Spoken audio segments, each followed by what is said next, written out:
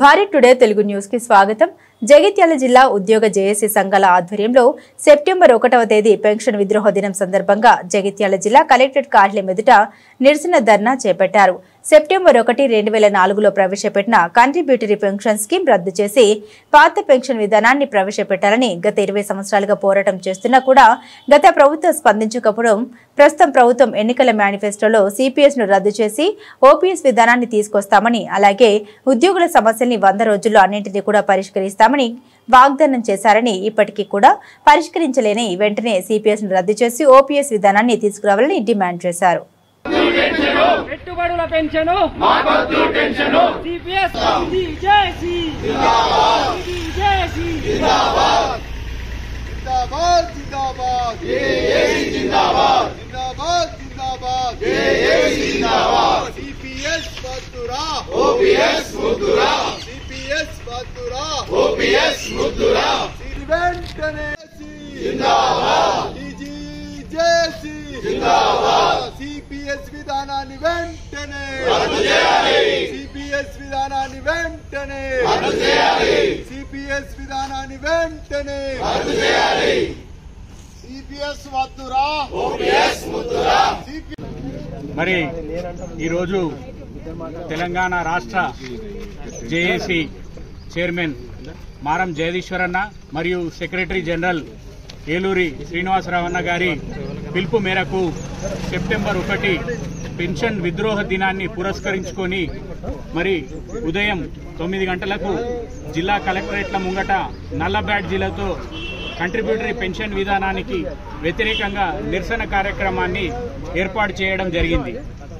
అదే క్రమంలో మరి జగిత్యాల జిల్లా జేఏసీ ఆధ్వర్యంలో కూడా ఈరోజు ఉద్యోగులు, ఉపాధ్యాయులు, పెన్షనర్లు, retired employees, contract, out sourcing employees మరియు ఇతర వర్కర్లు అందరూ కలిపి జగిత్యాల కలెక్టరేట్ ముంగట సిపిఎస్ కు వ్యతిరేకంగా నిరసన కార్యక్రమం ఏర్పాటు చేయడం జరిగింది।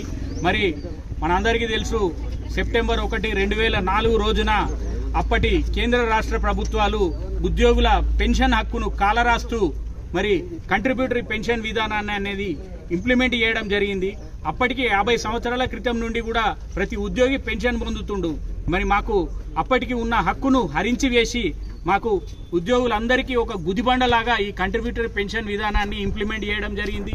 ఆ కంట్రిబ్యూషన్ ఎటు పోతుంది, ఏమైతుంది, అది పెట్టుబడులు ఎక్కడికి పోతున్నాయి అనేటివి కూడా పూర్తిగా ఏమీ ఇన్ఫర్మేషన్ లేదు।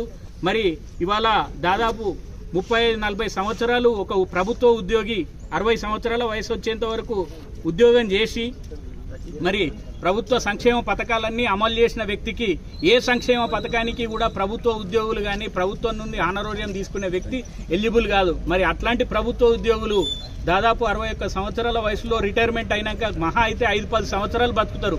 వాళ్లకున్న కనీస పెన్షన్ హక్కును కూడా ఇవాళ ప్రభుత్వం తొలగించింది। మరి గత 21 సంవత్సరాలుగా మేము సెప్టెంబర్ 1న పెన్షన్ విద్రోహ దినాన్ని పురస్కరించుకొని నిరసన కార్యక్రమాలు చేస్తూ రాష్ట్ర విజ్ఞప్తి చేస్తున్నాము। మీరు వెంటనే కమిటీ వేసి మరి కంట్రిబ్యూటరీ పెన్షన్ విధానాన్ని రద్దు చేసి పాత పెన్షన్ విధానాన్ని అమలు చేసే విధంగా కార్యాచరణ రూపొందించి ఇమీడియట్ గా కమిటీ వేసి ముందుకెళ్లాలని వారిని కోరుతూ ఆ పెన్షన్ విధానం సిపిఎస్ విధానం రద్దు చేసి ఓపీఎస్ విధానం అమలు చేసేంత వరకు కూడా మా యొక్క ఉద్యోగ జేఏసీ అనేది అసలే నిరసనలు తెలుపుతూనే ఉంటది, పోరాటం చేస్తూనే ఉంటది, ఎక్కడ కూడా విశ్రమించే లేదు। మరి చేస్తాము, మీకోసమే మేమున్నాము, ఈ ప్రభుత్వం మీది అని చెబుతున్నారు కానీ ఏది కూడా కార్యాచరణ అనేది జరగడం లేదు। అందులో భాగంగానే జేఏసీ ఈ ఉద్యమమైనటువంటి కార్యక్రమాలన్నిటికీ కూడా చేపట్టడం జరిగింది। అందుకే ఈ రోజు ఇది సెప్టెంబర్ 1 అనేది పెన్షన్ విద్రోహ దినం అనేది ఇది ప్రారంభం మాత్రమే। దీని ద్వారా తర్వాత ప్రాతిపదికంగా అన్ని కూడా యుద్ధ కార్యక్రమాలు కూడా చేసుకోవడం అనేది జరుగుతుంది। ప్రభుత్వానికి ఇప్పటి వరకైతే మేము ప్రభుత్వానికి ఇచ్చిన మేనిఫెస్టోలో ఇచ్చిన హామీలో నెరవేర్చండి అని మాత్రమే కోరుతున్నాము। ఇంకా కూడా మేము ఇంత నిరసన కార్యక్రమాలు చేసిన తర్వాత కూడా మీరు ఎలాంటి నిర్ణయాలు తీసుకోకపోతే చాలా కార్యక్రమాలు కూడా ఉధృతమైనటువంటి కార్యక్రమాలు కూడా చేపడతాం। అవసరం పడితే ప్రభుత్వాన్ని కూడా స్తంభించేటువంటి పరిస్థితులు కూడా వస్తాయి। తెలంగాణ ఉద్యమంలో ఉద్యోగుల పాత్ర అందరికీ తెలిసిందే। మళ్ళీ ప్రభుత్వం దయచేసి మేము పని చేస్తున్నాం, మాకు పని చేసిన దానికి జీతం ఇవ్వండి, చేసిన పనికి మాకు వేతనాలు ఇవ్వండి అని మాత్రమే కోరుతున్నాం. గొంతెమ్మ కోరికలు కోరడం లేదు. మేము చేసిన పనికి మాత్రమే చేస్తున్నాము. ప్రభుత్వం సంక్షేమ పథకాలన్నీ కూడా ప్రజల్లోకి తీసుకెళ్లడానికి ప్రభుత్వ ఉద్యోగులుగా మేమందరం కూడా కృషి చేస్తున్నాం.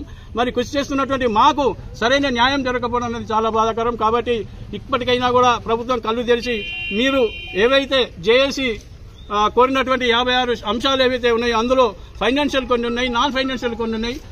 నాన్ ఫైనాన్షియల్ కూడా సంబంధించి కూడా ఎలాంటి నిర్ణయాలు కూడా తీసుకోవడం లేదు. కాబట్టి ఇదే ఒక వేదికగా మిమ్మల్ని ప్రభుత్వాన్ని కోరేది ఏంటంటే దయచేసి మీరు ఏదైతే మేనిఫెస్టోలో చెప్పారో, ఏవైతే ప్రభుత్వ ఉద్యోగులకు సమస్యలను పరిష్కరిస్తామని చెప్పారో ఆ సమస్యలను కూడా పరిష్కరించాలని చెప్పి కోరుతూ ధన్యవాదాలు.